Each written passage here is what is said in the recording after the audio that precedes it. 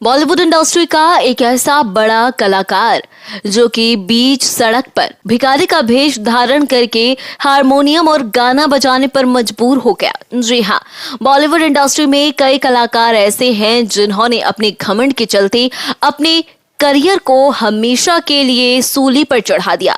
ये वो कलाकार है जिसने बॉलीवुड इंडस्ट्री की चमक दमक देखी। कुछ वक्त तक तो उसे ग्लैमरस दुनिया रास आई, लेकिन एक वक्त के बाद कामयाबी का नशा और ज्यादा राजनीति इस मशहूर इंसान को ले डूबी। जी हाँ, इसका जीता जागता उदाहरण ये नामचीन गायक है जिसका नाम है सोनू निगम।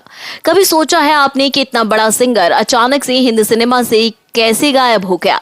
बॉलीवुड के आकाश में अकेले सूर्य की तरह चमकने वाले इस मशहूर गायक को घमंड कैसे ले डूबा? चलिए पूरी कहानी आपको बताते हैं इस वीडियो के जरिए। सोनू निगम हरियाणा के फरीदाबाद शहर में 30 जुलाई 1973 के दिन पैदा हुए थे।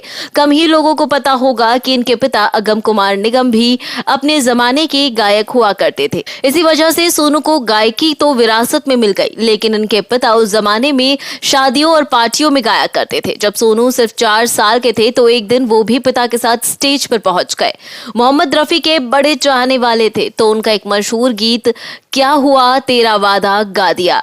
4 साल के बच्चे की आवाज ने लोगों पर जादू कर दिया। पिता तो इतने प्रभावित हो गए कि फिर जिस भी पार्टी या शादी में जाते सोनू को जरूर अपने साथ लेकर जाते। बाप बेटे की जोड़ी कमाल करने लगी। सोनू संगीत प्रतियोगिताओं में भी भाग लेने लगे। मगर आप सोच रहे होंगे कि फरीदाबाद में शादी के स्टेज पर और रामलीला में गाने वाला ये गायक मुंबई का इतना मशहूर गायक कैसे बन गया? अगम कुमार निगम अपने बेटे की प्रतिभा समझ चुके थे। जब सोनू 18-19 साल के थे तब फरीदाबाद छोड़ दिया और उनको लेकर बंबई चले आए। सोनू गाते तो बड़ा मधुर थे, मगर किसी भी गायक को बड़ा बनने के लिए शास्त्रीय संगीत की ट्रेनिंग बहुत जरूरी होती है। ये बात गायक होने की वजह से अगम बखूबी जानते थे। इसी वजह से वो बेटे को सीधा लेकर आ गए बंबई। सोनू निगम को असली सुर क्या होते हैं ये महान शास्त्रीय संगीत गायक उस्ताद गुलाम मुस्तफा खान ने सिखाया। वो अब संगीत में पारंगत हो चुके थे, बस एक ब्रेक की तलाश में थे और वो ब्रेक दिया टी सीरीज कंपनी के मालिक गुलशन कुमार ने। उन्होंने एक बार सोनू निगम को गाते हुए देखा था। वो रफी के गीत ही गाया करते थे।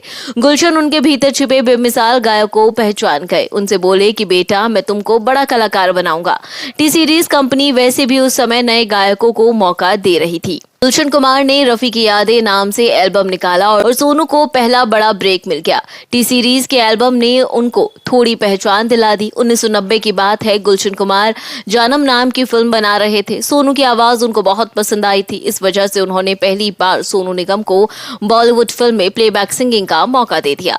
सोनू ने गाना तो गाया, मगर अफसोस फिल्म रिलीज नहीं हो सकी। मगर 2 साल के बाद टीवी सीरीज की फिल्म से पहली बार उन्होंने हिंदी सिनेमा की गायकी में कदम रखा। वो फिल्म थी आजा मेरी जान और उनका पहला गीत बना ओ आसमान वाले। कुछ समय के बाद साल 1995 में उनकी किस्मत ने साथ दिया और टीवी पर उनको सारेगामा शो में एंकरिंग करने का मौका मिल गया। इस शो ने सोनू को थोड़ा और नाम दे दिया, मगर जिस फिल्म ने उनको बॉलीवुड के टॉप सिंगर्स की लिस्ट में लाकर खड़ा कर दिया वो फिल्म गुलशन कुमार ने ही उनको दी। 1995 की बात है जब गुलशन कुमार अपने भाई किशन कुमार को लेकर फिल्म बॉर्डर बना रहे थे। उन्होंने नितिन मुकेश और उदित नारायण जैसे दिग्गजों के साथ सोनू को भी प्लेबैक सिंगिंग का मौका दे दिया।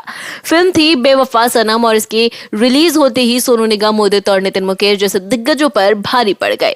अच्छा सिला दिया तूने मेरे प्यार का गीत और ये धोखे प्यार के धोखे ने उनको रातों रात टॉप सिंगर बना दिया। मगर अभी तो शुरुआत भर थी। 2 साल के बाद फिल्म आई बॉर्डर। इसमें सोनू ने गीत गाया संदेशे आते हैं हमें तड़पाते हैं। इस गीत से उन्होंने बॉलीवुड में धूम मचा दी। अब तो सोनू निगम कामयाबी के उस रथ पर बैठ गए जो कभी पीछे नहीं मुड़ सकता था। उन दिनों प्राइवेट एल्बम्स का जमाना था। हर बड़ा सिंगर अपनी एल्बम निकाल रहा था। सोनू ने भी अपनी किस्मत आजमाने की योजना बनाई। साल 1999 में उनकी पहली प्राइवेट एल्बम आई। आते ही एल्बम पूरे भारत के संगीत प्रेमी युवाओं के बीच छा गई। एल्बम का नाम था दीवाना। इसके एक एक गाने उस दौर के युवाओं के सर चढ़कर बोलने लगे। अगले ही साल 2000 में उन्होंने एक और एल्बम रिलीज कर दी जिसका नाम था जान। इस एल्बम की लोकप्रियता ने तो लोगों को दीवाना भी बना दिया और साथ ही उनकी पुरानी एल्बम को भी पीछे छोड़ दिया। लड़कियां तो अब सोनू की ऐसी दीवानी हो गई कि उनके घर पर लाल स्याही से लिखे लव लेटर पहुंचने लगे। अब तो सोनू जिस गाने को गा देते वो ही हिट हो जाता। साथिया फिल्म का टाइटल सॉन्ग हो या फिर कल हो ना हो फिल्म का टाइटल ट्रैक। उनको 2 बार फिल्म फेयर पुरस्कार मिला। कल हो ना हो के लिए तो वो राष्ट्रीय पुरस्कार तक फिल्म फेयर के लिए नॉमिनेट किए गए। कभी चंद रुपयों के लिए शादी में गाने वाले सोनू की फीस एक एक गीत के लिए लाखों रुपए पहुंच गई। वो कामयाबी के 7वें आसमान पर पहुंच गए। इस बीच राजकुमार कोहली जैसे डायरेक्टर ने सोनू को अपनी फिल्म जाने दुश्मन में एक्टिंग का मौका भी दे दिया। मगर दोस्तों, आप सोच रहे होंगे कि वो अचानक से बॉलीवुड से कैसे गायब हो गए। उनके गायब होने की कहानी बताने से पहले उनकी निजी जिंदगी के बारे में थोड़ा जान लेना जरूरी है। साल 1995 में सोनू एक कार्यक्रम में गए हुए थे। यहाँ उनकी मुलाकात एक बंगाली लड़के से हुई जिसका नाम मधुरिमा था। लड़की को भी गाने का शौक था। ऐसे में दोनों की दोस्ती हो गई। 7 साल तक दोनों एक दूसरे से मिलते रहे, बातें करते रहे। दोस्ती प्यार में बदल गई और दोनों ने साल 2002 में शादी कर ली। इनका एक बेटा है जिसका नाम निवान है। वो भी गाने का शौक रखता है। अब बताते हैं कि सोनू अचानक गायब कैसे हो गए। असल में कामयाबी का नशा और सफलता का घमंड उनका बॉलीवुड करियर ले डूबा। देवी काली से राधे माँ की तुलना तो कभी खुद को पाकिस्तानी गायक होने के बयानों से अपने चाहने वालों का भी दिल तोड़ते गए सोनू निगम को लोगों ने खूब ट्रोल किया और उनको लेकर के कई सारी कड़वी बातें कही और उन्हें गाली गलौज तक दे डाली। कामयाबी के घमंड में बड़ी म्यूजिक कंपनी, बड़े संगीतकारों और बड़े स्टार से पंगा लेना और बेवजह की राजनीति उनको ले डूबी। उनको कंपनीज ने काम देना बंद कर दिया। साथ ही अगर कोई म्यूजिक डायरेक्टर उनके पास अपनी फिल्म में कोई गाना गवाना भी चाहता तो कंपनी मना कर देती। बाकी रही सही का कसर सलमान खान से दुश्मनी ने निकाल दी। अरिजीत सिंह जैसे नए गायक कमाल करने लग गए तो वहीं बॉलीवुड के संगीतकारों और म्यूजिक कंपनियों को भी उनका विकल्प मिल गया और सोनू हिंदी सिनेमा से गायब ही हो गए। वैसे 49 साल के सोनू के पास पैसों की कोई कमी नहीं है। वो अपने परिवार के साथ शानदार जिंदगी जीते हैं। उनके पास मुंबई में ही नहीं दुबई जैसे शहरों में भी बड़े बंगले हैं और करोड़ों रुपयों की संपत्ति है। इन दिनों वे कन्नड़ जैसी दूसरी भाषा के गीत गाया करते हैं। साथ ही विदेश में कार्यक्रम करके पैसे कमाते हैं। कभी कभार बॉलीवुड फिल्म में उनकी आवाज सुनने को मिल जाती है। दोस्तों, आपको सोनू निगम कैसे लगते हैं? आपको उनका कौन सा गाना पसंद आया, कौन सी एल्बम आपको पसंद आई, हमें कमेंट्स करके जरूर बताओ। और आपका इस पर क्या कहना है कि उनकी लाइफस्टाइल इतनी ज्यादा अटपटी रही है?